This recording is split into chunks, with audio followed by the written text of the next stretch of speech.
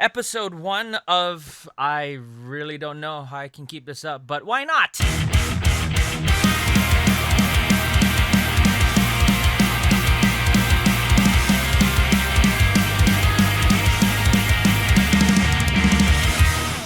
So I figure I take this time to personally talk about uh, our band Beware the Bears album entitled Forever and Forever.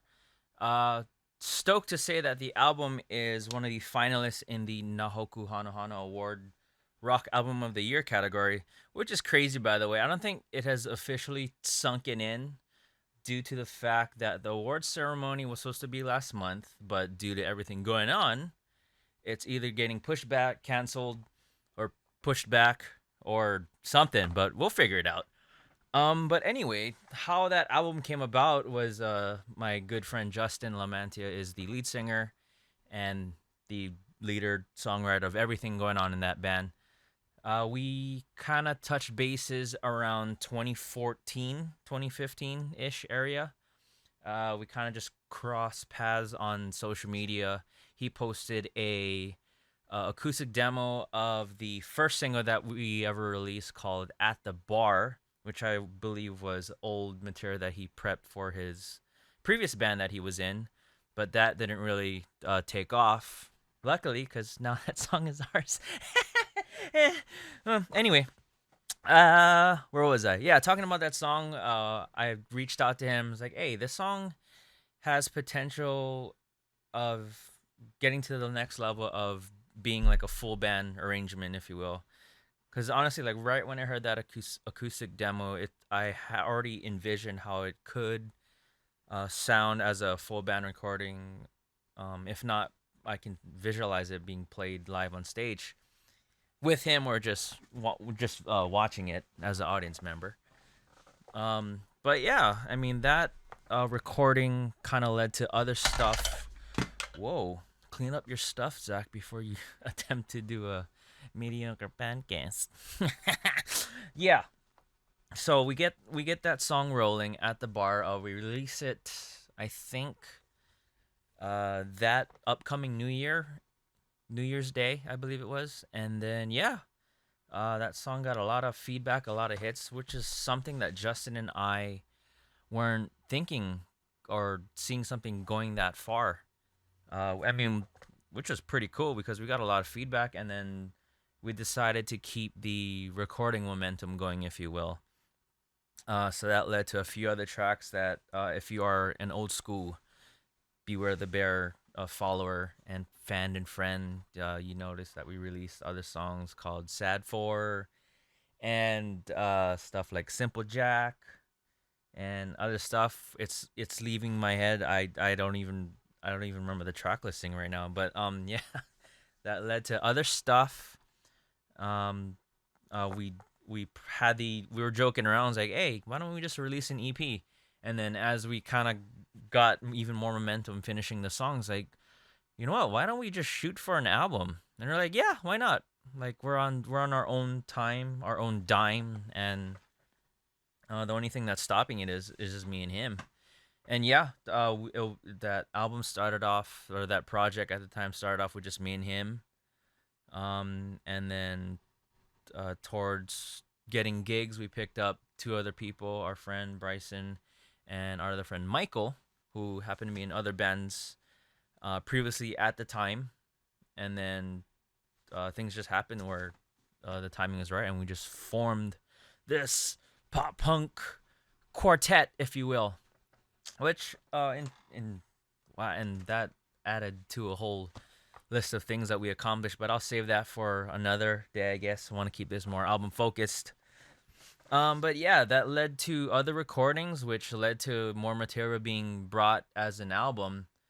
I think the only obstacle that was in the way was just that Justin and I just had like conflicting schedules at the time. We had our own personal crap that we were dealing with at the time, so that kind of put halt to production, but also was fuel and motivation to what you hear on the album. So it's really wasn't a bad thing at all. I mean, we kind of grew as people from beginning, from the earlier songs to what you hear towards the ending of the production of the album. That album, I believe it was 11 songs or something like that. One of those. Yeah. Um, how we started off with that EP, that we kind of just handed out at gigs, local gigs. I kind of threw the idea to Justin. Was like, hey, I think. Oh, by the way, which I never mentioned, like, I was fortunate enough to have Justin trust me to produce and engineer, record. I don't even know what the terminology is for home studio recordings, or what title to give myself. I don't believe in titles, but yeah, I was fortunate enough for him to trust me, and where my knowledge was at the time, which is I'm still learning. And that's the best thing about doing the whole DIY thing, is that you're constantly learning, and I'm learning stuff every time I record or just jam something. Like, it's always a learning process. With that being said, I kind of threw a curveball to Justin, because I think he felt that the album was, I guess, done at the time, but me at a different knowledge level and skill level, where I felt like I improved, and I didn't feel I could have done it justice to release an album with like a mixed or inconsistent recording quality that I was hearing at the time. So I told him, I was like, you know what, your vocals, just keep it the way it is. Like, those are perfect. It was just the instrumentation of the drums, guitar, the mixing. It's like I felt I could do a better job, and the benefits of having your own home studio setup is that you can do that, or I can do that. And I did it all by myself, which sucked. Yeah, re-recording guitars, or relearning how to play those guitar licks and solos was not. It was almost like pulling teeth ish, kind of, because it was like I couldn't remember to play like the most simplest parts that I wrote at the time. I messing around with different tuning, that was a crazy thing to do, like mess around with different tuning just for convenience, and I screwed myself over, didn't I? But oh well. I hope it ended up for the best anyway. But yeah. So all the stuff that a lot of our friends and fans heard from the handed out demos and stuff like that, those are the original babies of what we had in our little recording studio. And after rewriting new stuff, I re-recorded all of those old ones, and then realizing how deep we were into this album already. And I was like, oh, I think we're pretty much done.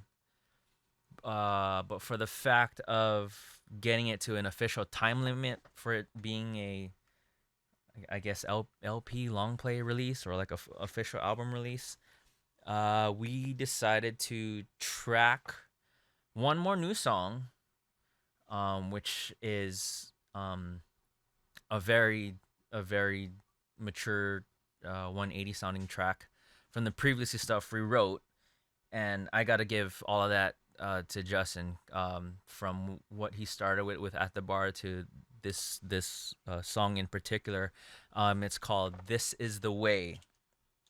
Yeah, it's a very contrasting song to the rest of the album, but I think it's in a good sense. That being towards the tail end of the album, um, it kind of brings the album back home of where we started and where we finished. And yeah, I can't be excited about that song enough. Well, unfortunately, we couldn't play it live. So once we finished, and then the new year started, and then apparently all this stuff happened. I'd rather not mention it before the YouTube streaming rules takes it down. But it sort of rhymes with conjunctivitis, I think. Yeah, and has a number at the end, but oh well, you get it, right?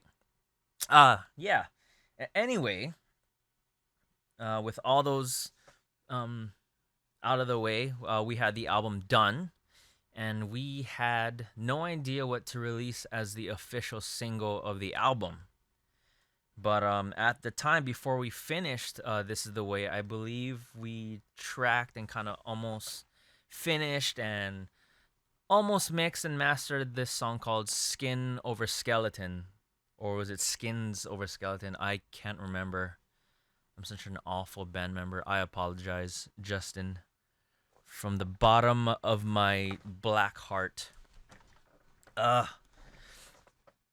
Anyway, so that song was Skin Over Skeletons. We tracked that, and then I think it was almost Halloween. And then that felt like a perfect fit for that song. Skeletons, Halloween coming up. Yeah, why not? So that ended up being the first official single from this new production album lineup. And then, after that, we decided to release the album on, was it Christmas Day? I think it was Christmas Day or the day after Christmas.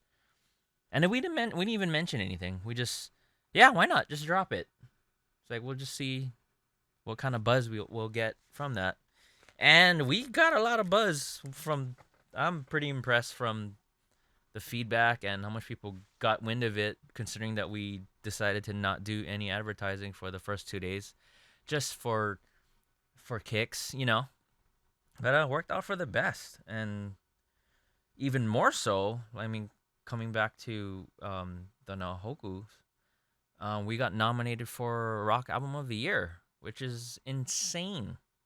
And we're finalists. The album is a finalist out of, I think we're 1 out of 5 people in that category, which is crazy. And for a lot of people that don't know what the Hoku Hanohano Awards is, it's, to me personally, I think it's equivalent to like the Hawaii Grammys, if you will, of music awards.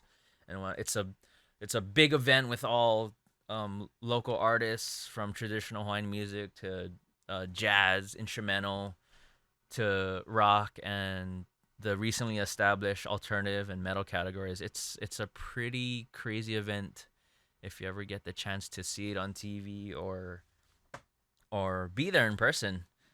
I always feel insecure and out of place and underdressed. Like you're just a few tables away of local artists and legends that you would see on TV or on the news or like at concerts and stuff like that. And like it's a surreal experience, like just being a few feet away from people that you would see or look as like a celebrity category. But yeah, that album, Rock Album of the Year, we'll find out who will win the category later this year. I believe they did set a date for the awards, whether it's a physical appearance or something online. I don't know. I probably have to check the newsletters that they do send out, see if there's any updates, but we'll definitely keep you posted. Thanks for tuning in. This is a little tester, a little teaser about the Beware the Bear album Forever and Forever that's out now. So please download, stream it, steal it, whatever you want to do. Just, hope you enjoy it. If you do want to get more detail from Justin and I, we also have our own podcast together. It is called Beware the Podcast. I'll put the links below. And stay safe, stay healthy, keep those immune systems in check, and the germs at bay. Thanks for tuning in to The Thing.